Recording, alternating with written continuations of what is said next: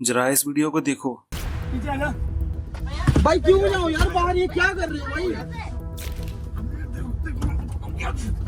मैंने सिर्फ आपकी कंप्लेंट, ये क्या कर रहा है भाई तू? भाई मैंने सिर्फ कंप्लेंट करी ना यार, आपकी क्या कर रहे हो यार आप? ये पूरा भाई अटैक कर दिया सभी ने मिलकर। नीचे देख लो भैया, भैया मैंने इनको कुछ बोला? भाई आंटी जी आप बता दो। इस लड़के की गलती इतनी थी, इसने ओवरचार्ज के खिलाफ रेलवे में शिकायत कर दी। इसके बाद पेंटी वाले आकर लात घूंसे मारते हैं इसको। क्या ये नए भारत की एक नई शुरुआत है, जहां हमको स्टैंडर्ड सेफ्टी के बारे में बार बार सोचना पड़ेगा? तुम आज गलत आदमी से पंगा ले लिए। क्या ट्रेन की फैसिलिटी को कई और दिशा में लेकर जाया जा रहा है?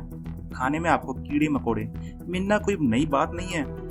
जनरल कोचेस तो दूर की बात है, एसी कोचेस की भी हालत इतनी खराब है। एसी का डब्बा जनरल बन चुका है, इतनी ज्यादा भीड़ हो चुकी है। लोकल ट्रेन में ऐसे लटक लटक कर सफर करते हैं, तो जब स्पेशल ट्रेन की बातें करो तो उसकी भी हालत ऐसी है।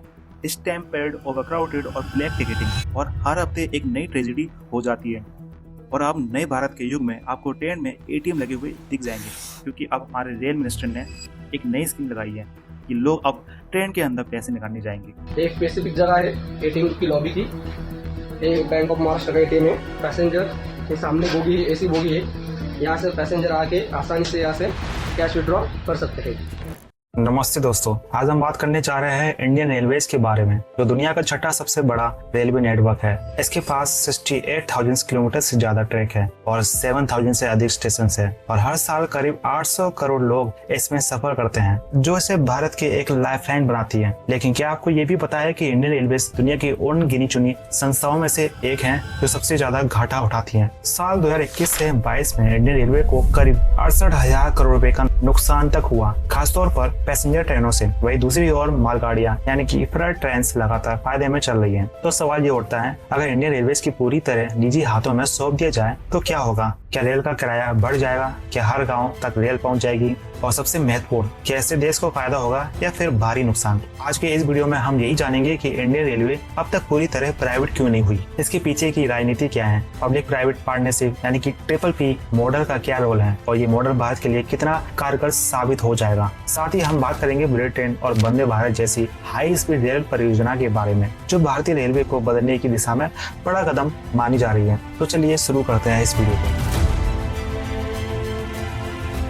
इंडियन रेलवेज की शुरुआत 1853 में हुई थी, जब पहली पैसेंजर ट्रेन बॉम्बे अब मुंबई से ठाणे तक चलती है। ब्रिटिश काल में कई प्राइवेट रेलवे कंपनियां थी, जैसे ग्रेट इंडियन पेनिनसुलर रेलवे और ईस्ट इंडिया रेलवे। लेकिन 1951 में आजादी के बाद सरकार ने इन सभी को मर्ज करके इंडियन रेलवेज बनाया। इसका मकसद था कि यूनिफाइड, अफोर्डेबल और एक्सेसिबल ट्रांसपोर्ट सिस्टम बनाया जाए। आज इंडियन रेलवे देश का सबसे बड़ा एम्प्लॉयर है, जब 12 लाख से ज्यादा लोग काम तक करते हैं। इसका नेटवर्क 68,000 किलोमीटर से ज्यादा है, जो 800 करोड़ पैसेंजर और 110 करोड़ टन माल को हर साल ट्रांसपोर्ट करता है। इसका एनुअल रेवेन्यू 2 लाख करोड़ रुपए से ज्यादा है, और 165 सालों में 6 लाख करोड़ रुपए के एसेट्स पब्लिक मनी से बनाए गए हैं। ये सिर्फ एक ट्रांसपोर्ट सिस्टम नहीं है, बल्कि भारत की एक लाइफलाइन है। पर पिछले कुछ सालों में भारत ने रेलवे में हाई स्पीड और सेमी हाई स्पीड ट्रेनों की दिशा में बड़े कदम उठाए हैं, जैसे कि सबसे बड़ा प्रोजेक्ट है Mumbai Ahmedabad high speed rail corridor, जिसे बुलेट ट्रेन के नाम से जाना जाता है। ये भारत की पहली हाई स्पीड रेल है, जो जापान की शिनकानसेन टेक्नोलॉजी पर आधारित है। इसकी कुछ खास बातें यह है कि ये ट्रेन 508 किलोमीटर, जिसमें 12 स्टेशन होंगे, जैसे मुंबई, ठाणे, सूरत, बड़ोदरा और अहमदाबाद। इस स्पीड ये ट्रेन 320 किलोमीटर प्रति घंटा की रफ्तार से चलेगी, जिससे मुंबई और अहमदाबाद के बीच का सफर सिर्फ 2 घंटे तक का पूरा हो पाएगा। लगभग 1.1 लाख करोड़ रुपए, जिसमें से 10,000 करोड़ रुपए भारत सरकार और 7,000 करोड़ रुपए गुजरात और महाराष्ट्र सरकार दे रही है। बाकी fund Japan international cooperation agency GICA से लोन के रूप में लिया गया है। हालांकि कई रिपोर्ट्स में यह बताया गया कि ये प्रोजेक्ट 2025 तक कुछ हिस्से में शुरू होने की उम्मीद है, और 2028 तक पूरी तरह चालू हो सकता है। पर आपको पता है ये प्रोजेक्ट भी और बाकी प्रोजेक्ट की तरह भी डिले होगा। देश की पहली रीजनल रैपिड ट्रेन हरी झंडी को तैयार है। बुलेट ट्रेन बन रही है जो कभी नहीं बनने वाली है। पहले कोयला, फिर मेंटेनेंस और अब लेट लतीफी रेल यात्रियों को भारी पड़ रही। इंफ्रास्ट्रक्चर को डेवलप करने के लिए कुछ कार्य चल रहे हैं। इन कामों को करने के लिए हमें ब्लॉक लेना पड़ता है। टारगेट लेके चल रहे हैं, उस टारगेट के हिसाब से बुलेट का काम तेजी से चल रहा है। ये प्रोजेक्ट न केवल ट्रेवल टाइम कम करेगा बल्कि इकोनॉमिक ग्रोथ, जॉब क्रिएशंस और टेक्नोलॉजी ट्रांसफर को भी बढ़ावा देगा। इसके अलावा वंदे भारत एक्सप्रेस भारत की सेमी हाई स्पीड ट्रेन है जो स्वदेशी तकनीक से बनी है। ये 180 किलोमीटर घंटा तक की रफ्तार से चलती है और दिल्ली मुंबई, दिल्ली से कटरा और चेन्नई से बेंगलुरु जैसे रूट्स पर पहले ही लोकप्रिय हो चुकी है। 2025 तक 75 से ज्यादा वंदे भारत ट्रेनें चलाने का लक्ष्य है जो प्राइवेटाइजेशन के बिना भी मॉडर्न टेक्नोलॉजी और कंफर्ट को बढ़ावा भी दे रही है। हालांकि Delhi Meerut regional rapid transit system यानी RRTS देश का पहला high speed rapid rail corridor है जिसे 30,274 करोड़ रुपए की लागत से बनाया जा रहा है। इसका वादा था कि 82 किलोमीटर का सफर सिर्फ 55 मिनट में तय हो पाएगा, लेकिन इस प्रोजेक्ट की शुरुआत से ही इसे फंडिंग इश्यूज, कोऑर्डिनेशन प्रॉब्लम और इंफ्रास्ट्रक्चर डिलेज का सामना करना पड़ा।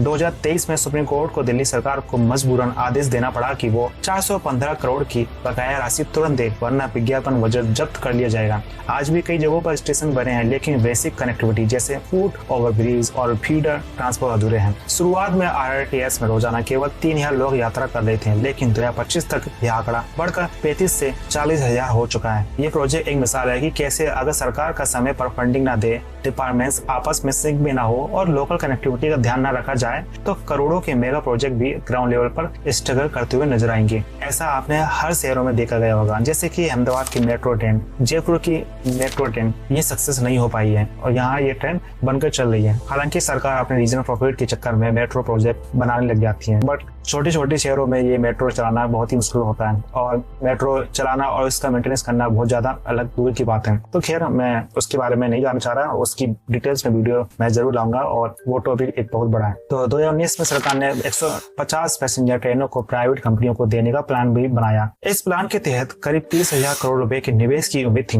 लेकिन जब बिडिंग शुरू हुई तो सिर्फ 2 कंपनी आई, जिनमें से एक IRCTC खुद थी। सवाल यह है कि बाकी प्राइवेट कंपनियों ने दिलचस्पी क्यों नहीं दिखाई। असल में कंपनियों को लगा कि उन्हें सारा खर्चा खुद उठाना पड़ेगा और जो भी कमाई होगी उसका हिस्सा टैक्स के रूप में भी सरकार को देना होगा, यानी रिस्क बहुत बड़ा और मुनाफा बहुत ही छोटा। एक लो रिवॉर्ड हाई रिस्क की डील बन चुकी है। अब सवाल यह है कि इतना बड़ा रेलवे नेटवर्क होने के बावजूद भी इंडियन रेलवे आर्थिक दिक्कतों का सामना क्यों कर रही है। आज के वक्त में रेलवे का ऑपरेटिंग सिस्टम यानी ऑपरेटिंग रेशियोज 98.43% है, मतलब कि 100 रुपए कमाने के लिए 98 रुपए खर्च हो रहे हैं। ये फाइनेंशियल हेल्थ के लिहाज से एक अच्छा संकेत नहीं है। असल में ज्यादातर घाटा पैसेंजर ट्रेनों में होता है, जबकि मालगाड़ियों से कुछ मुनाफा आता है, बट वो काफी कम है। पिछले 7 सालों में रेलवे ने 7 लाख करोड़ रुपए से ज्यादा का कर्ज लिया है, जिसमें से 3.4 लाख करोड़ रुपए IRFC से, 1.5 लाख करोड़ LIC से और करीब 1 लाख करोड़ जापान से बुलेट ट्रेन के लिए लिए हैं। ये कर्ज का बोझ प्राइवेट इन्वेस्टर के लिए भी चिंता की बात है। रेलवे बोर्ड के आंकड़ों के मुताबिक 2019 और 20 में 1 करोड़ लोग ऐसे थे जिनके पास टिकट था, लेकिन उन्हें सीट तक नहीं मिली। वजह डिमांड बहुत ज्यादा थी और सप्लाई कम।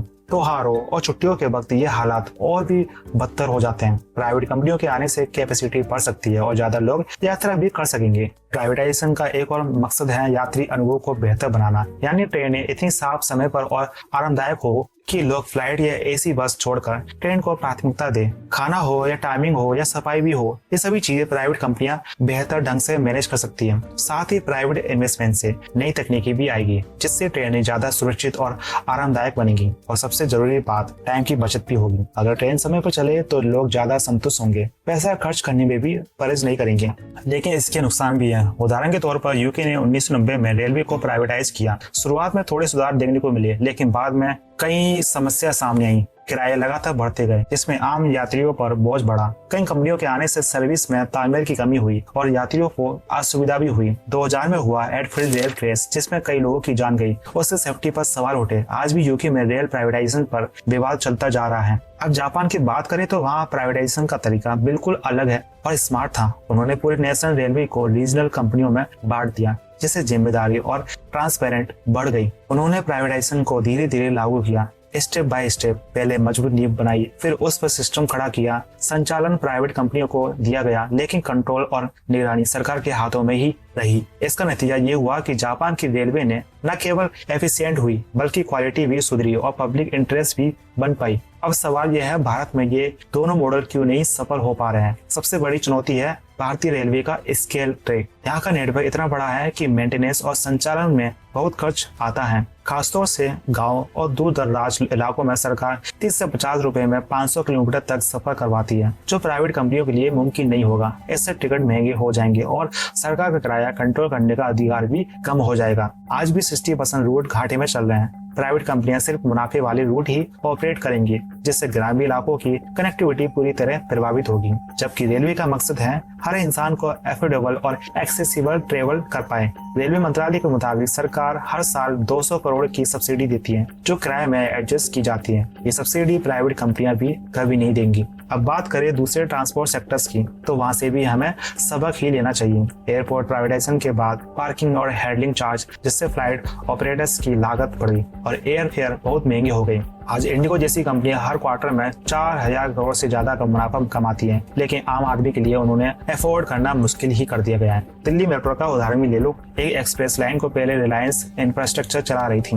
लेकिन टिकट इतने महंगे थे कि लोग उसमें सफर नहीं करते थे। बाद में जब DMRC ने टेक ओवर किया तो किराए घटाए गए और धीरे धीरे लोग फिर आने लगे। इससे साफ है, अगर किराया कंट्रोल ना किया जाए तो आम आदमी की पहुंच और सुविधाएं दोनों पर असर पड़ता है। इसलिए रेलवे को सस्ती भी रखना है और सुविधाजनक भी बनाना है। अब एक और बड़ा मुद्दा है ट्रेड यूनियनों का विरोध। 2016 में 16 बड़ी फेडरेशन ने मिलकर national coordination committee of railway man बनाई। इनका कहना था कि प्राइवेटाइजेशन से लाखों कर्मचारियों की नौकरियां खतरे में आ जाएंगी, सर्विस क्वालिटी भी गिरेगी। कुछ हद तक ये बात तो सही भी है। कई सरकारी नौकरियों में कटौती भी हुई। इसको संतुलन करने के लिए सरकार ने पब्लिक प्राइवेट पार्टनरशिप यानी PPP मॉडल का सहारा लिया, जहाँ निवेश तो प्राइवेट सेक्टर करता है, लेकिन ओनरशिप सरकार के पास ही रहती है। जैसे अमृत भारत स्टेशन स्कीम के तहत 1300 स्टेशनों का मॉडर्नाइजेशन किया जा रहा है, जिसमें प्राइवेट कंपनियां शामिल हैं। इसके अलावा बुलेट ट्रेन और फ्रेट कॉरिडोर जैसी परियोजना में भी PPP मॉडल के जरिए निवेश किया जा रहा है, जिससे लॉजिस्टिक्स में एफिशिएंसी बढ़ रही है। सरकार का टारगेट है कि 2030 तक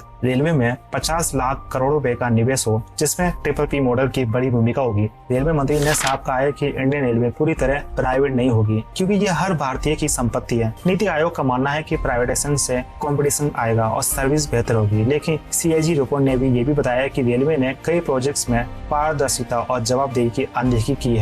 हमें नहीं भूलना चाहिए कि रेलवे का मकसद सस्ती यात्रा उपलब्ध कराना है। प्राइवेट कंपनियां मुनाफे के लिए काम करती है, उनके लिए ग्रामीण या कम आय वाले यात्रियों की सेवाएं फायदेमंद नहीं होगी। इससे ग्रामीण और शहरी अंतर और बढ़ जाएगा। रेलवे का नेटवर्क 1 लाख किलोमीटर से भी ज्यादा फैला हुआ है। इसका संचालन और रखरखाव प्राइवेट कंपनी के लिए आसान नहीं है। उन्हें लैंड एक्विजिशन, मेंटेनेंस और रिसोर्स एलोकेशन पर भारी खर्चा उठाना पड़ेगा। इसके अलावा अगर कोई दुर्घटना होती है तो उसकी जवाबदेही एक बहुत बड़ा सवाल है। पिछले 5 सालों में कई बड़े एक्सीडेंट भी हुए हैं। 2020 में 2, 2021 में 2, 2022 में फिर 1 और 2023 में 3 बड़े हादसे, जिनमें 300 से ज्यादा लोगों की जान गई। इनमें उड़ीसा का ट्रेन कोलिजन और आंध्र प्रदेश का बक्सर डिरेलमेंट शामिल हैं। प्राइवेटाइजेशन से कुछ फायदे जरूर हो सकते हैं, जैसे बेहतर टेक्नोलॉजी और सर्विस, बट इसके साथ आने वाले खतरे जैसे महंगे टिकट, ग्रामीण कनेक्टिविटी में गिरावट और नौकरियों पर असर भारत जैसे देश के लिए एक बड़ी चुनौती बन जाएगी। बुलेट ट्रेन और वंदे भारत जैसे प्रोजेक्ट ये दिखाते हैं कि अगर प्राइवेट इन्वेस्टमेंट और सरकारी कंट्रोल का सही संतुलन रखा जाए तो हम आधुनिकता और अफोर्डेबिलिटी दोनों साथ ले आ सकते हैं। अब आपकी बारी है। आपको क्या लगता है, क्या इंडियन रेलवे को प्राइवेट किया जाना चाहिए या ऐसे सरकार के पास ही रहना चाहिए? अपनी राय कमेंट सेक्शन में जरूर बताइएगा। वीडियो पसंद आया तो लाइक करें, शेयर करें और सब्सक्राइब करना ना भूलें। और इस वीडियो को जितना हो सके शेयर करें अपने दोस्तों के साथ, अपने लोगों के साथ, उनको भी पता लगे कि आखिर इंडिया का रेलवे कितना इम्पोर्टेंस है हमें समझने के लिए, हमें जानने के लिए। तो फिर मिलते हैं एक ऐसी यूनिक वीडियो के साथ। जय हिंद।